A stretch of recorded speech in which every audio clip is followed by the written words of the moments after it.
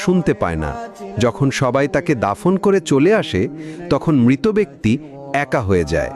ঠিক তখনই মহান আল্লাহ তাআলা তার আত্মাকে পুনরায় তার দেহের মধ্যে ফিরিয়ে দেয়। প্রথমে মৃত ব্যক্তি এটি ভেবে নেয় যে হয়তো তার খারাপ স্বপ্ন শেষ হয়ে গেছে এবং সে ঘুম থেকে জেগে উঠেছে, তাই সে আল্লাহর কাছে কৃতজ্ঞতা প্রকাশ করে। এরপর সে তার শরীর স্পর্শ করতে থাকে যা কিনা সবেমাত্র দাফন করা হয়েছে।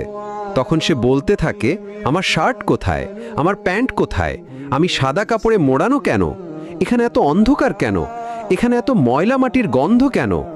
তখন সে আস্তে আস্তে বুঝতে পারে যে সে সত্যি মারা গেছে, এটি কোনো দুঃস্বপ্ন ছিল না।